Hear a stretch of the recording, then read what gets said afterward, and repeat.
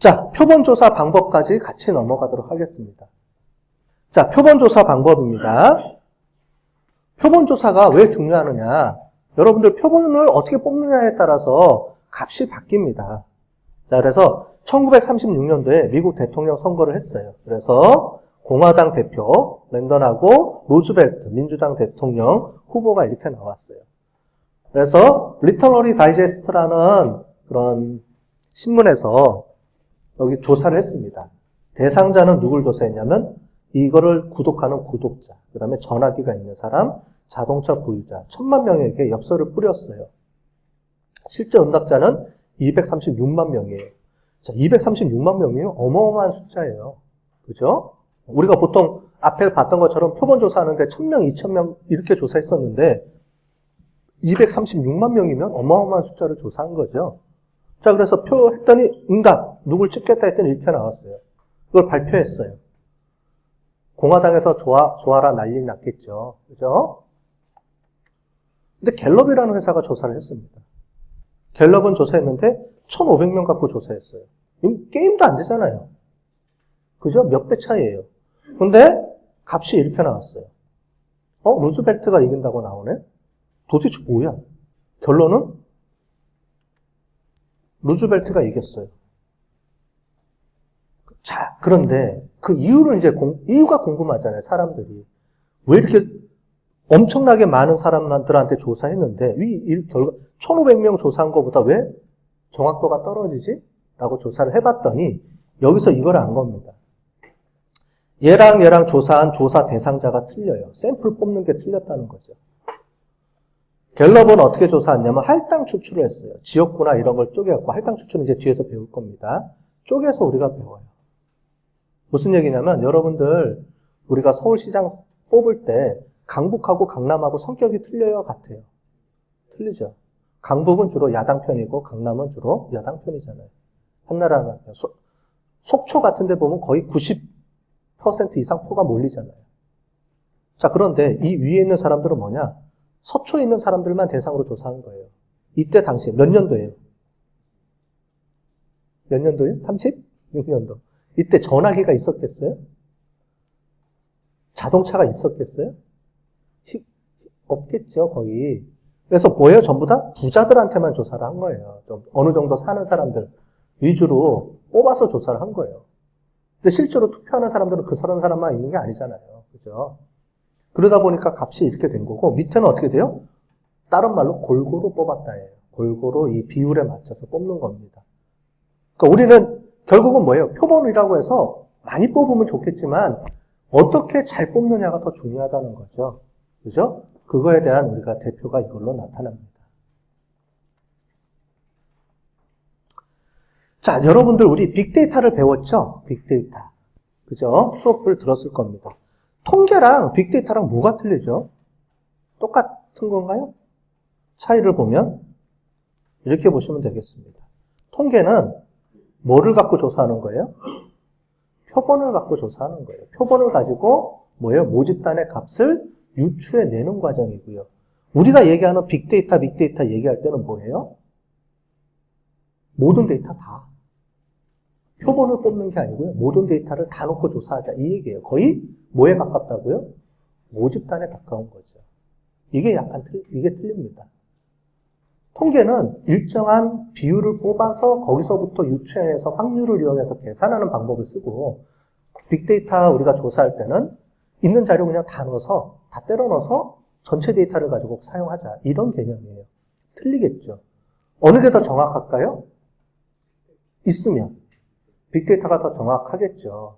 근데 문제는 데이터가 빅데이터가 없어요. 말은 우리가 빅데이터 하지만 실제로 빅데이터가 없어요. 사회에 나가보면 빅데이터 자체를 우리가 수집하고 있지 않다니까요. 말이 빅데이터지. 우리가 빅데이터 연구한다고 하지만 실제로는 스몰 데이터예요, 전부 다. 빅데이터라는 게 없어요. 전 세계적으로 구글이라든가 이런 몇 개 회사들 외에는 자료를 보유하고 있지가 않죠. 빅데이터는 어떤 회사들이 보유해요? 유튜브, 구글 이런 데가 보유하고 있죠. 무료로 여러분들이 자료를 계속 올려주잖아요.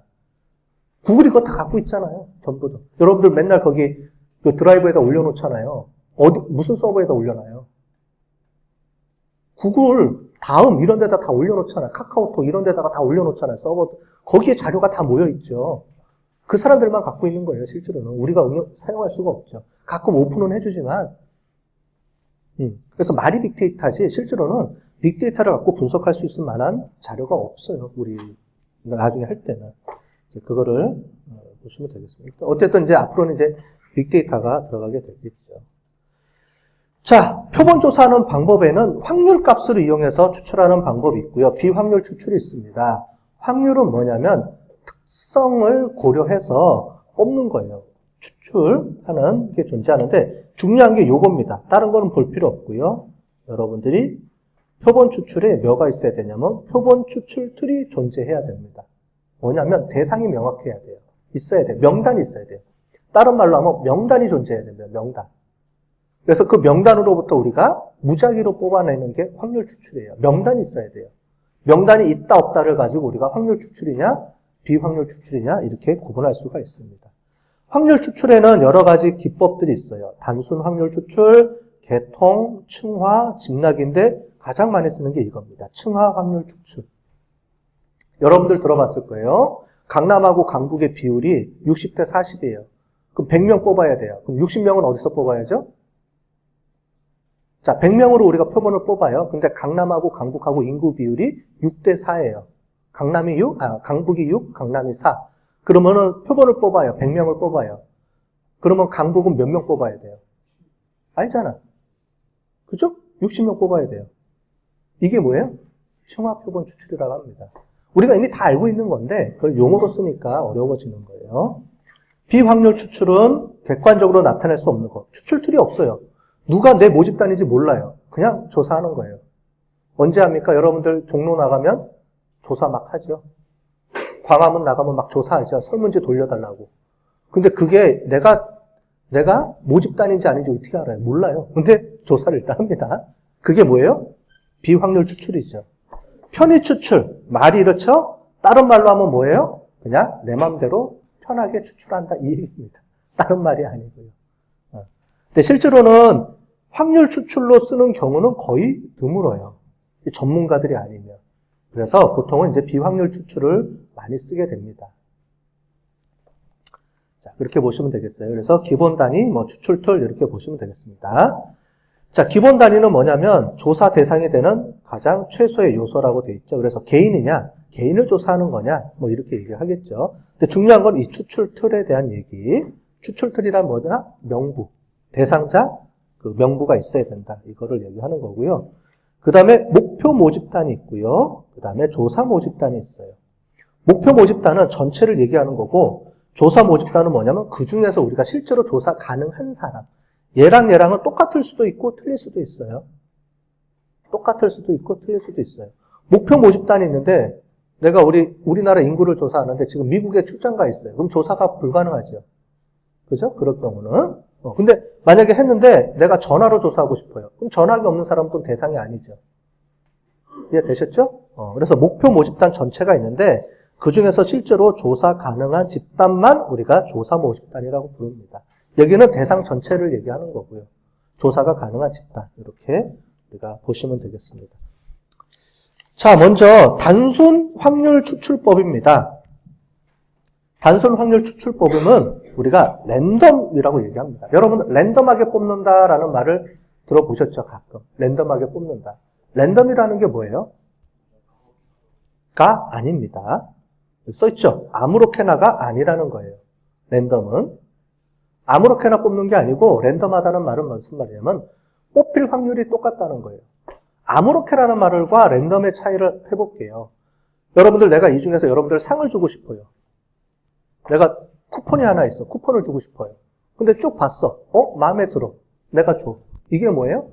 아무렇게나. 자, 랜덤하다는 말은 무슨 말이냐면은 여러분들한테 번호를 다 부여해요. 행운권 추첨 알죠? 번호를 부여해요. 한 명이 표를 몇 개만 갖고 있어요? 하나씩 갖고 있죠.